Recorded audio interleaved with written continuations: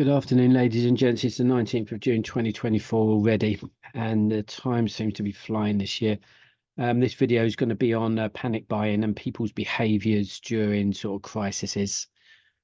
I've managed to step outside the zone on most occasions and kind of look back in at the sort of bigger war and conflict picture across the globe. And guys, this is not looking good at all.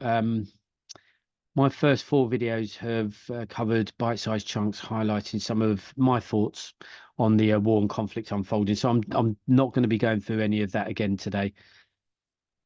But I did want to talk to you for about 10 minutes about a threat we'll all be familiar with, and I just haven't mentioned it yet. This week, however, for this particular threat, I've jumped back into the zone and looked at an immediate threat closer to home, one that we've all probably talked about, heard of, and also may have sort of experienced across the corona battlefields. Now, this threat, in my view, is a lot more serious than people think, and will come off the back of many SHTF situations anywhere in the world.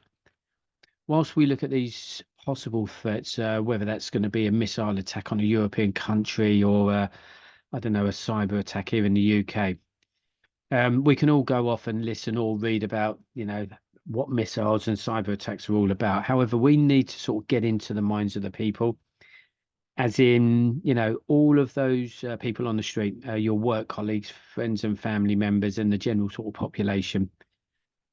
Ladies and gents, before I dive into this video, I want to throw another disclaimer out there. I'm neither a medic, doctor, or psychiatrist. I don't work in the medical field at all. I do not provide any sort of counselling, help, or support for the emotions I'll be sort of talking about in this video. The topic of emotions can be, a complex subject, and I'll only be sort of mentioning particular emotions to help support human behaviours. Now, let's just quickly look at emotions and those sort of feelings people are sort of going to be going through during a crisis. The more one knows about, let's say, the strange and fearful dangers from nuclear weapons, and about the strengths and weaknesses of human beings when, confronted with dangers of war, the better chance one has of surviving and preparing. Anxiety, it comes in all sorts, shapes and sizes, and can spawn from, I don't know, thousands of different places and situations. It's a feeling of unease, such as worry or fear, that can be mild or severe. I'm mentioning anxiety because it's an emotion that comes in four levels. Mild anxiety is part of everyday living and sort of can help an individual use their senses to perceive reality in sharp focus. Moderate anxiety, as anxiety increases, the perceptual sort of field narrows, and the ability of the individual to fully observe their surroundings is sort of diminished or reduced, shall we say.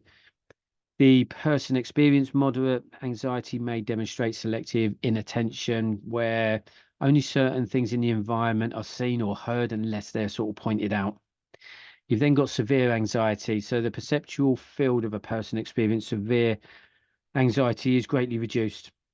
They may either sort of focus on one particular detail, or they may sort of focus on many scattered details. They often have difficulty noticing, what's going on in their environment, even if it's pointed out to them.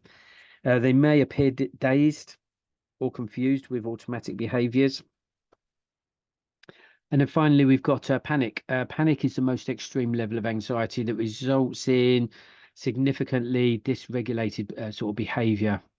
The individual is unable to sort of process information from the environment and may sort of lose touch with reality a bit. They may sort of demonstrate behavior such as pacing around, running, shouting, screaming, or withdrawal, and sort of hallucinations may occur. Acute panic can lead to exhaustion as well. So they are the four levels of anxiety, and you'll start to see that these emotions that we're going to be talking about can start or will start to intertwine with each other. So they'll start to overlap. But as we go through them, you'll see what I mean.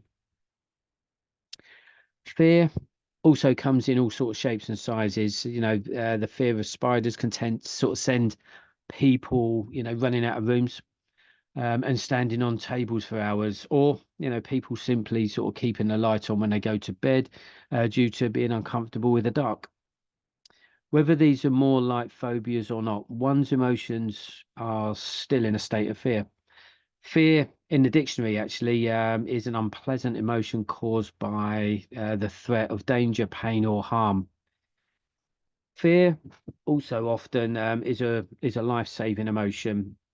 When we believe death is close at hand, fear can increase our ability to work harder and longer.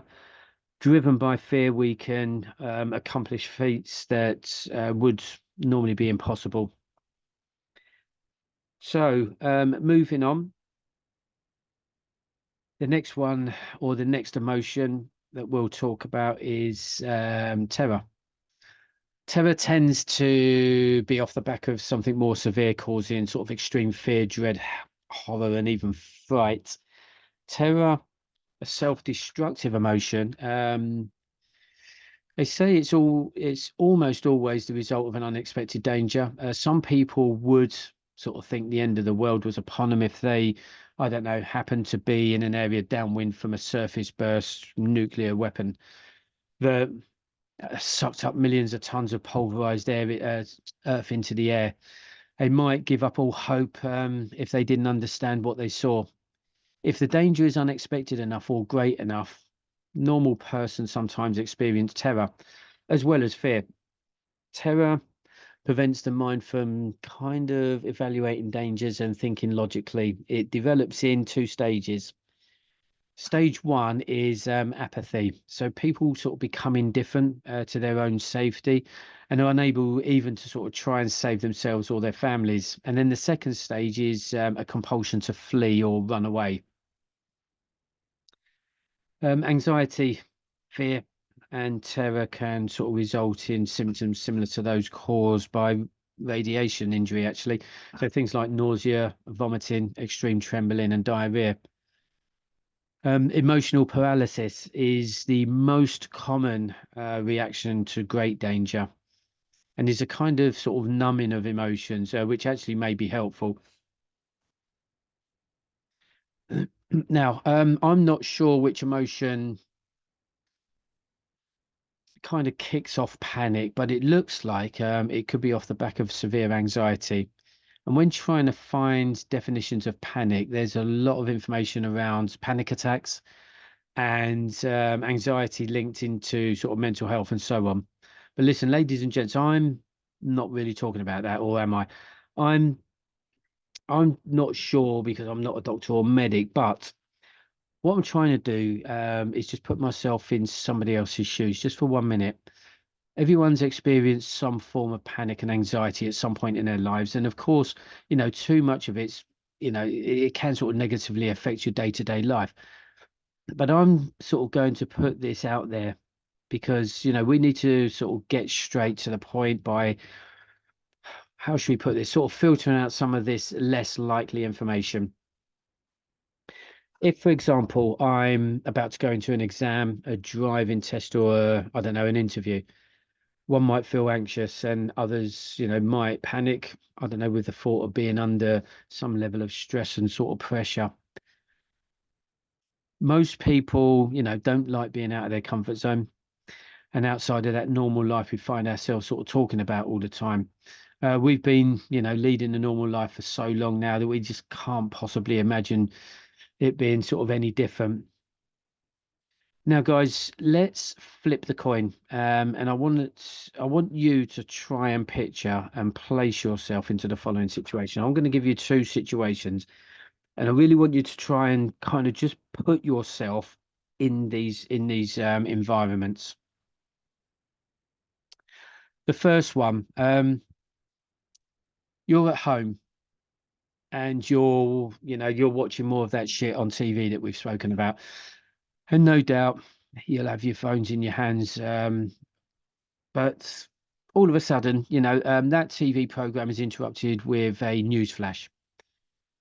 It's been reported that Russia have just launched an attack on Poland with a tactical nuke. Sorry, Poland, for using you as an example again. Okay, so that's scenario number one. Or let's try this one. You or I, we're in the supermarket at 9 p.m. at night and all the lights go off. Refrigerators and the chills go out across the store. We're all asked to leave, and when we get outside, all the lights across the car park are also out. And the drive home is slower than normal because, all the street lights are out, and I can't even see any sign of light in any houses or buildings on the way back. Now then, two completely different scenarios. A situation happening in another sort of European country and a scenario unfolding on your doorstep.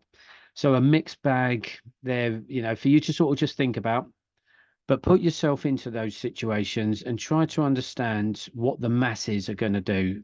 So that's going to be people like your neighbors, your work colleagues, friends, family members, and the general public. It's important to understand that you need to kind of understand what their behaviors are going to be so you can mitigate your decisions. The biggest threat following an SHTF scenario is going to be those people. When these people go into panic mode, and believe me, many of them will, I believe this will be on a completely different level of panic to compared to, let's say to panicking, before going into an interview. Now, breaking some of this down just for a minute, the news bulletin on the TV, radio, laptop, phone, Russia have just attacked Poland. I'll apologize in advance, but some of you are probably not even going to be seeing this as a threat. And why? Because Poland is so far away. Well, it's not in a neighboring town to you. So what's the problem? Some might even just move on, clicking across to other websites, Facebook, other social media platforms, finishing off a high level on Candy Crush or whatever it is that keeps those people amused. But the message is in the writing, as it were. It's just come across your media screens as a fucking news flash. So that alone should tell you something. And because of that reason, many others will be sort of sat there trying to work it out. Actually, what is the threat to them? Why should they sort of be concerned? People will be getting into their cars and off to the supermarket panic buying. Of course, they'll be, I don't know, civilized and not visibly panicking, but in their minds, they'll be panicking. The problem I'm going to have as this unprepared person is that I'm going to be sort of stood there in Sainsbury's or wherever it is I'm buying my supplies and actually not really knowing, what the hell I'm doing. What I haven't done is sit there at home and assessed, what this attack on Poland actually means. How does it affect me here in the UK? What are the likely responses going to be? How damaging was the attack? Was it definitely a tactical nuke? And how fucking big was it? All the questions you have to be asking yourself before, I'll say again, before this SHTF scenario unfolds in your lounge at home whilst you're watching the TV. But I'm the person who has now sort of taken that bloody bubble off my head and I'm trying to work it out, and just trying to sort of find out what this all means. Now, I know this all sounds a bit mad, and quite frankly, what do I know? That's why I'm trying to put myself into the shoes of that person. I'm I'm going to have to have the additional panic, I say, maybe to deal with if I'm at home with a family. If there are children to deal with, then you may be responsible for dealing with their anxiety and their fear as well. Should I or shouldn't I be going to work? Actually, should I even be going outside? And I've covered this in a previous video talking about low, medium, and high risks and threats indoors and outside to us here in the UK. One would expect there to be protocols covering sort of processes and procedures outlined by the Environment Agency, sort of telling you what to do if there's a contaminant in the air. It will be advice such as, stay indoors, close all windows, and the UK Health Security Agency have guidelines for such events if anyone needs to find out what they're saying. So if we stick with the earlier scenario whereby Poland has been attacked with a tactical nuke, then as per guidelines, this is what you should do. These are guidelines as per the UK government. They say that you go in, stay in, and you tune in. This could be a radioactive or radiation emergency, but is it likely? Of course it's likely. The UK government will have to be seen to be acting upon such news. However, is it going to be a low, medium, or high threat or risk to the UK? Because there are a couple of important factors that we need to consider here. Now, I've done a video on what we're about to talk about now. If you haven't seen it, go back to it. It's the threats and risks video in terms of threats and risks to the UK from radiation, basically. The direction of the wind would have to be blowing from east to west continuously for around 37 hours at, let's say, 20 miles an hour across Europe before reaching the UK shores. That's 37 hours before it even reaches us. As pointed out in the previous video, the radioactive fallout cloud created at the point of detonation will contain radioactive debris, 1,000 plus Rs or 1,000 rads, and will downgrade down to around about 10 rads after the first 24 to 48 hours. It would take nearly twice that long for it to reach the British mainland. Also, you need to consider that if it's raining along its path, or the path of the fallout cloud, if it's raining anywhere across Europe, that further hampers the fallout cloud. But listen, I'm not going to go into that just yet, because like I say, I've got another video coming out soon where we'll talk a little bit more in detail about RADs, fallout, radiation, shielding, protection, and those myths and truths that people talk about. Okay, first and foremost, we have not experienced radioactive fallout in the skies above the UK before, and as it's the first time in this scenario, shall we say, it would be treated as a potential emergency because of the nature of the agent. When I say agent, it's the radioactive gamma particles attached to debris in the air, in the sky, or attached to debris in the cloud.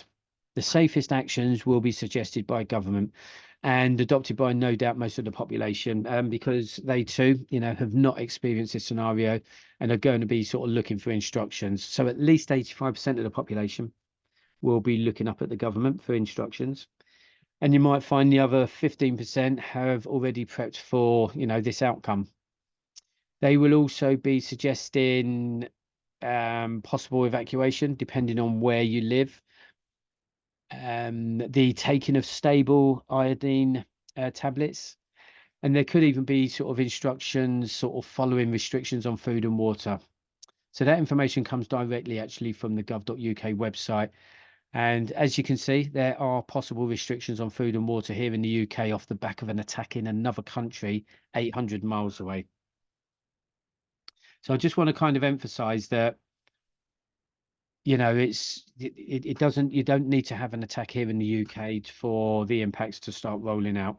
But again, like I say, this video is about panic buying and the panic buyers and the problems that they will cause. I wanted to point out the food and water because as a prepper, these two items are or should be at the very top of your list. In fact, I would switch them around. No one can live longer than 5 to 6 days without water, and dehydration will kill them. So your water has to be at the very top of your list. Food, on the other hand, or the lack of it, buys you some more time. This depends on your age, your build, fitness levels, any health issues, the surroundings or your surroundings, gender, water intake, and so on. Starving people, on the other hand, become weak 30 to 50 days in, and they will die within 43 to 70 days. And you never want to be getting anywhere near that point. So food is right up there with the water. I'm not going to say any more about this subject either, because I'll throw a couple of videos out on those subjects in more detail. Now, listen, guys, I'm not pigeonholing anyone or categorizing or finger pointing. As I've sort of said before, everyone is different with different life experiences, knowledge, skills, and upbringings, but it's those traits that mold us into the people that we are today. If Poland or any other Baltic, European, or NATO country got attacked by Russia or Belarus, then you better be concerned. The purpose of this conversation is to sort of try and highlight behaviors and emotions of those around you, because they'll both definitely come into play when the shit hits the fan. So if the people around you start to panic, the first thing many of them will do is go to the local supermarket and stock up on food, water, and whatever else they feel they're going to need. Once the panic buying starts, then we all have a problem because the shelves are going to be empty quickly. The restocking of those shelves could take between 1 and 3 days or 72 hours. Right, quickly moving on to the supermarket and the ride home in the dark. If this happens, let me tell you exactly what at least 90% of the people are going to be thinking in this situation.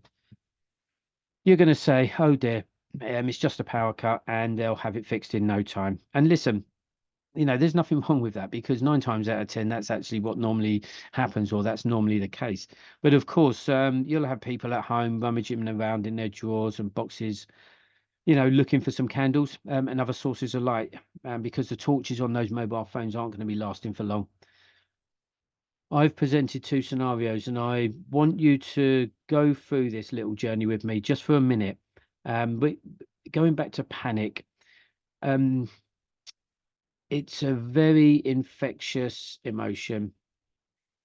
If you're sat at home or wherever and the news bulletin comes on and you sort of decide to do nothing because you feel it's not a threat to you or your family, and while sort of scrolling through your socials online, you start to read that people are, I don't know, off to the shops, grabbing food, water, and necessities. You're going to then be sort of sat there thinking, shit, should I be doing the same? And what happens then? The panic infection starts to spread. Many people are sort of deciding that maybe they too should be doing the same as everyone else, even though they have no idea, why people are doing it in the first place, because they don't see any threat with a European country being attacked. So confusing, yes. So moving back onto the blackout in the supermarket. It would be interesting to know actually what direction some of you would take. Would you be the guy that just stays calm and goes home? When getting home, you go straight to the cupboard or box you have organized, and you go ahead lighting up, your candles, and not just any candles, actually, it'll be the long life candles. Or are you the one that gets home and there are no candles? So for the next sort of couple of hours, it's all about the little torches on your phones. So with that in mind, I want to sort of bump this up a notch. Okay, just being without power, for an hour or two, is not really cutting it. So let's just bump this up a notch. You all decide to go to bed, probably earlier than normal, as there's no electricity, and you decide to sort of ride it out until the morning. Most of you will probably be up earlier than normal as well, depending on the time of year and whether it's light outside or not, in the hoping that the local utility provider has restored your power and you start charging your phones again. But where's the fun in that?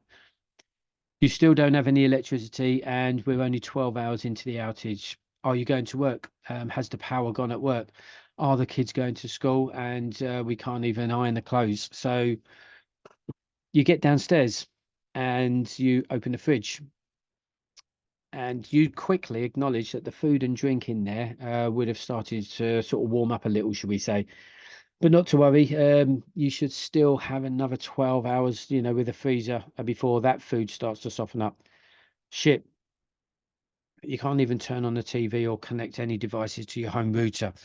And God forbid, if you have an electric vehicle sat on your drive supposedly charging. Communication is key. Can I still make calls? Fuck, I hope so. You'll be kind of looking out the window. You may see a couple of the neighbours huddled in a group, sort of nattering to each other.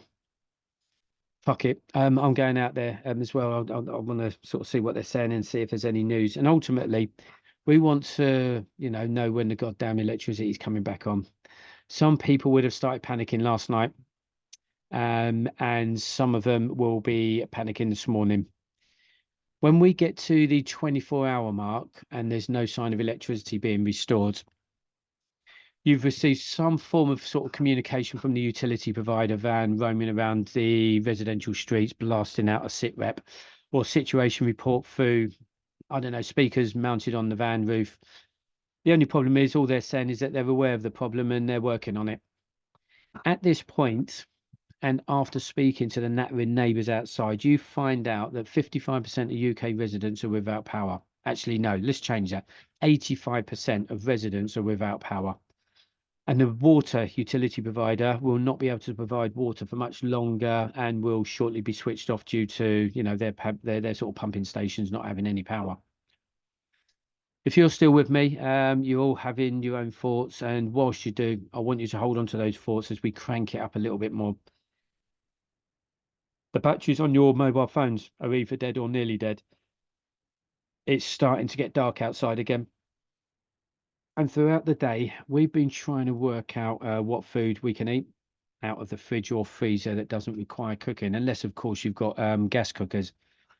When there's limited communication or no access to the outside world as such, people's panic levels are definitely starting to rise after 24 hours. We're only talking about 24 hours, guys. But I'm not being funny. People are they're definitely going to be panicking. They might not show it visibly, but they will be panicking psychologically. No one has gone to work today and you've kept the kids off school, so everyone's at home. Someone at some point through the day may have sort of ventured out in a car to make sure that, your family and friends are okay. But the worrying part of that journey was seeing all the, I don't know, the shops and the businesses en route closed, the shutters down and padlocked. A nice hot shower would be nice now, but there's no central heating and water is barely sort of coming out the taps now. So no joy there either. And the list goes on. All those things that we take for granted are presenting a reality check. Panic is definitely going to start kicking in for some people.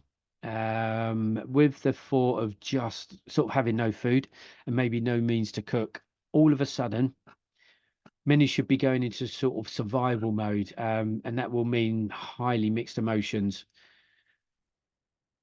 So all I'm trying to point out here is whether or not, people can sort of cope with the loss of power for 24 to 48 hours. And are you prepared for, something on the surface that seems like nothing, but could quickly sort of spiral out of control? Again, I just wanted to sort of point out that for me, this would be a completely different kind of panic because the reality is this: turning up for an exam and having a panic attack, or having to tell yourself and your family whether or not you're going to be able to sort of feed them. They're on completely different ends of the scale, really, to be honest. Just one last point on the news bulletin regarding Poland's unfortunate situation. You're going to have more time to think about this situation, hopefully, allowing you to assess and what it all means for you and your family. Even if there isn't, a direct threat to the UK in terms of an attack from the enemy, people are still going to panic because all of a sudden they will be talking about all-out war, nuclear war, cyber attacks coming. So off they'll all go to the shops.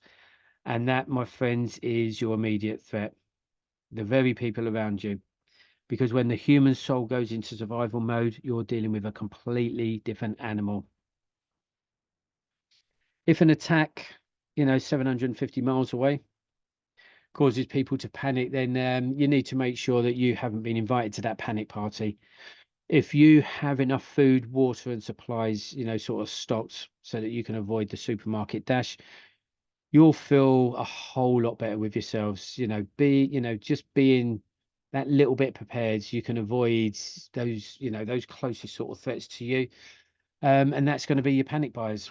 And I don't mean them being a threat directly to you. I just mean it's a threat to your situation. If you are forced to panic buy, then that's putting you out of the comfort zone. But you're having to do it because you then start fearing that there's going to be no food or supplies in the shops. So you have to join the masses, that's it. They put you into a situation that you didn't normally want to be in. I had this conversation actually with my old man over the weekend, and I pointed out the threat of panic buyers. And he can't sort of get out of the house, and he relies heavily on sort of home deliveries. Do you know what he did? He gave me £30 and he asked me to go off to Tesco's and buy as many tins as I could. Again, I have another video coming out on prepping for food, but I managed to purchase 20 tins or meals in tins for him. Things like beef ravioli, spaghetti bolognese, beans and pork sausages, Irish stew, etc., and things like that. Meals in a tin that can be sort of eaten cold if necessary. So he got 20 tins, which gives him a lunch and dinner, or it gives him a lunch and dinner portion for 10 days. So the message I'm trying to get across to you guys is that visit to the shop for my old man alone has sort of automatically put him in a place of ease. And those tins, most of those tins that you'll see on those shelves will have a 2-year shelf life. So back to the scenario. So from the supermarket during my panic buying session, I'm going to grab food, water, toiletries, medications. But hang on a minute, am I actually going to be putting those items sort of into my trolley? Probably, but maybe not, because I'm panicking. And you'll find that I'm putting all sorts of rubbish into my trolley, whilst racing around the supermarket. What I'm trying to say here is that if you're not prepared and end up sort of panic buying, and I mean proper panic buying, after being forced to, along with the masses, then you're not going to be sort of thinking about the items that you should be buying from a prepper's perspective. As those shelves start emptying, you'll end up panicking even more and probably just throwing anything into your trolley. I'd get home with my 8 to 10 bags of shopping.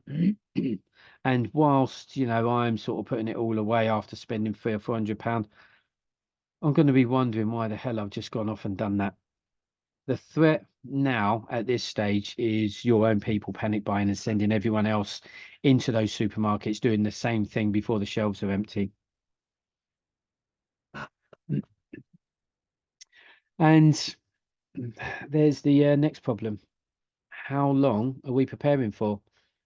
Is it 72 hours, a week, a month, 6 months, or a year? This is the $1 million question, isn't it? Again, this all, has to be based on those factors we've already sort of spoken about. What funds do you have access to? How many people are you preparing for? Where do you live? Are you in any danger area here in the UK or at home in your home country, wherever that might be? And the list goes on. So all those questions you have to ask yourself before you can kind of understand how long you should be preparing for. But on top of that, you need to understand the threats to you and your family and also the country that you live in, that is. There are many reasons people may sort of find themselves with a trolley full of toilet paper, one of which may be negative emotions, uncertainty, fear, anxiety, the lack of trust, the perception of a crisis, social behaviours and conformity, and I suppose a means of sort of coping and a means of gaining control. They're all sort of potential precipitates of panic buying. The decision to sort of panic buy is anchored in others' behaviors. Like I've said, if you see other people do it, off you go. It's infectious. And you become fearful that if you're not making a move, first or joining the herd, you won't have access to the goods, products, or services that you need. Um, Guys, first and foremost, just avoid that panic buying. With that, you'll buy yourself a lot of time and space, just to think about those more important things. I said this during my introduction video. When you start to think about preparing and you start getting your preps together and start taking shape, you immediately place yourself psychologically into a very strong position. That will block out levels of panic and anxiety without a doubt. And in fact, the more prepared you are, the calmer you should be during an SHTF sort of situation or scenario. So many thoughts and emotions are going to be running through people's heads, such as, are other family members going to be okay? Where are they located? And should or shouldn't I be sort of thinking about getting them home? You may have kids in university or even on holiday in another country. Honestly, if and when it starts, people are going to be losing it. So try and not be part of that madness. First and foremost, as a prepper, you're going to have to sort of step outside the box sometimes, or a lot of the time. That being, away from the bullshit on social media and mainstream news. Look at the likely or possible threats to you and your family first. Once you've sort of written those threats down, you can then start to, break down the different levels of prepping needed to sort of mitigate or counteract those threats. I'll say it again. We here in the UK do not have to be attacked directly to be presented with a SHTF situation. An attack on one of our NATO or European allies would just be enough. I'm not going to lie, this prepping challenge is going to be quite a bit harder for you. If you're being hit with a cost of living crisis at the moment and you have sort of limited or no disposable funds, guys, everyone on here is different. We all have different personalities, different upbringings, and have different life experiences that, sort of make us who we are, isn't it? So some of you and some of you are not going to be sort of understanding what's being said or explained here. And for others, hopefully, some of you, you'll instantly be on the same page. But just because you're not on the same page right now doesn't make you any better or worse than the next person. Our job as preppers is to try and get people on the same page for their own benefits. Right. So, just to finish off, sorry for taking up a lot of your time again. The purpose of this channel is merely, just to provide, I suppose, provide you with information that, you can take in, you can assess and do something about, or you can simply move on to your next area of interest on YouTube and have a good day. I've mentioned this previously, and at the time of this recording, which is now on the 19th of June, um, that I'm out of work. So all of this is super difficult because I haven't got the funds to go off and do the things that other preppers are sort of advising, suggesting, and recommending. So, it doesn't matter. None of it sort of makes a difference at the moment. I just hope that I have time on my side so that I can sort of lock down the new job and start getting these preps in. Water and food first, guys, then move on to the other items. If you're the type of person who sort of drops a couple of food items into a food bank in the supermarkets or elsewhere, and you don't have much money, then I would advise you to start dropping those items into a box at home and creating your own food bank. That's going to be those items that we sort of speak about, those meals in a can and stuff like that. I would also start buying just a couple of items each week within your weekly shop just to sort of put away. So if, for example, you buy a couple of packets of biscuits each week, then change those biscuits for a couple of tins of food here and there. Starting now is better than not starting at all, or waiting until those funds or that disposable cash sort of turns up. Because that's like waiting for the bloody a win on the lottery. Sometimes in life, when times are hard, we'll have to sort of sacrifice some of those likes for must-haves. So if you're not sure what items to buy, not to worry. There are many videos out there on numerous YouTube channels sort of providing you with a shed load of advice and sort of help on those subjects. But I'm also in the process of, creating a series of videos that cover all of the primary categories of prepping, that being water, food, shelter, medication, protection, community, and a host of other sort of subjects. Each video will provide you with valuable information, allowing you to sort of get yourself prepared for something that might or even might not happen. As well as that, we'll continue to sort of focus on the threats currently brewing up and assess together on how best to sort of deal with such situations. During my intro video, I said that I'm sort of currently on my own journey here, and I will share my successes and my challenges and also failures on the way so that, you can learn from both my experiences and mistakes, because we all make them, don't we? As mentioned, everyone's different, with different sets of circumstances, different environments and jobs, families, financial statuses, health, race, and even religion. You will prepare based on your needs and that of others. All we can do on these prepping channels is sort of provide you with some knowledge and some tools, just to help you on your way. Because believe me, it's going to be one hell of a journey, but a journey, you'll no doubt embrace. I wanted to get this, I wanted to get this across to you because I've never really looked at it this way. I know there will be panic buyers, but when, how quickly after the event, and what type of event are we sort of talking about? That's too much bullshit to sort of deal with at the very beginning of an incident. So avoid it at all costs. Like I say, guys, just that's just sort of a couple of scenarios, quite simple, straightforward situations you could easily find yourself in. And in as soon as as quickly as this year, but presenting many sort of different outcomes. Avoid panic buying at all costs. That's my advice from this video.